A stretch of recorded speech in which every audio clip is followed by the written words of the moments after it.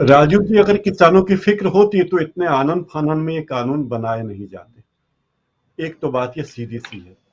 जिस दिन प्रधानमंत्री ने तीनों कानूनों को रिपीट करने की घोषणा की थी, उस दिन गुरु नानक देव जी का प्रकाश पर्व था।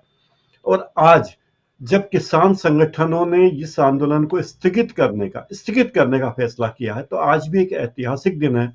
वो ऐतिहासिक दिन यह है कि 9 दिसंबर 1946 को भारत की संविधान सभा की पहली बैठक हुई थी।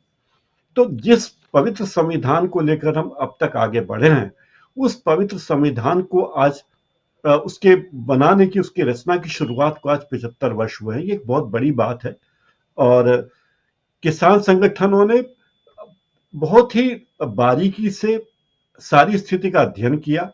जहां तक टेनी को मंत्रिमंडल से निकालने की बात है, कोर्ट का, भरत शर्मा जी बता चुके हैं कि कोर्ट का सहारा लिया और आगे पीछे शब्दों की हेरा फेरी के साथ सरकार ने कदम पीछे हटा लिए हैं, ऐसा कहा जा सकता है। वही एमएसपी पे सहमति बन गई, समिति बनाई जाएगी, किसानों के खिलाफ मुकदमे वापस लिए जाएंगे, पराली जलाने के मामले भी हटाए जाएंगे, यूपी हरियाणा में जान देने वाले किसानों को मुआवजे के लिए सैद्धांतिक बात हुई है। और किसानों को प्रभावित करने वाले वर्गों के संबंध में एसकेएम सहित सभी हित धारकों से परामर्श के बाद बिजली बिल पेश किया जाएगा, ये बातें तो कही गई है। लेकिन उत्तर प्रदेश में किसानों के गन्ने की कीमत अदा करने पर कोई बड़ी बात अभी हुई नहीं है। 44 करोड़ रुपए किसानों को देना थे, लेकिन शायद मैं आंकड़े में मुझे कुछ गलत है, 44,000 करोड़ देने हैं और केवल 4,000 करोड़ रुपए ही दिए गए हैं। इतनी मशक्कत के बाद भी तो जो भुगतान किया गया है उससे 10 गुना भुगतान अभी बाकी है। और आप अंदाज लगाइए कि जो किसान रात दिन मेहनत कर रहा है और गन्ना मिलों ने उनका पैसा नहीं दिया, तो सरकार वहां कोई भूमिका नहीं निभा पाई है, कितने दुख भरी बात है। तो ये सब मुद्दे भी अभी हैं। लेकिन मुझे लगता है कि किसान आंदोलन, किसान संगठन दोबारा जब मिलेंगे, बैठेंगे, तो इन मुद्दों की तरफ भी ध्यान दिलाएंगे। अब चुनाव सन्निकट है, चुनाव सामने है, तो सरकार के पास बहुत विकल्प नहीं है। सरकार का एकमात्र गोल है कि किसी भी तरह से उत्तर प्रदेश में बीजेपी की सरकार, जो वर्तमान केंद्र सरकार, उसका लक्ष्य है कि उत्तर प्रदेश में किसी भी तरह सत्ता को हाथ से जाने नहीं देना।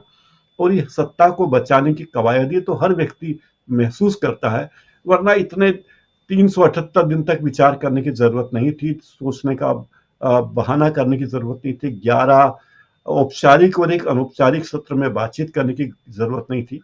तो मुझे लगता है कि सबसे बड़ी ताकत जो लोगों के पास है, वो वोट की ताकत है। और लोग एक बार फिर जागृत हो गए हैं कि वोट की ताकत का उपयोग करके वे पेट्रोल डीजल के दाम कम करवा सकते हैं, सरकार के 3 कानूनों को वापस करवा सकते हैं, आंदोलन में जो केस चल रहे हैं, मुकदमे चल रहे हैं, मुकदमों को वापस करवा सकते हैं, मुआवजा ले सकते हैं और बहुत कुछ ले सकते हैं। एक तरह से ये हमारी संवैधानिक परंपराओं की, हमारे लोकतंत्र की जीत है। और अब मेरे ख्याल से अब देखना होगा कि अगले महीने तक क्या क्या नतीजे आते हैं इसके। राजीव जी, राजीव जी, मुझे लगता है कि जिस तरीके से उन्हें फैसले लिए हैं, उससे लगता है कि उन्हें चुनाव से बहुत ज्यादा डर लग रहा था। लेकिन जैसा भी मेरे साथी पहले कह चुके हैं, अगर आंदोलन शुरू होते ही सरकार इस तरह के फैसले लेती तो उसका कुछ असर होता।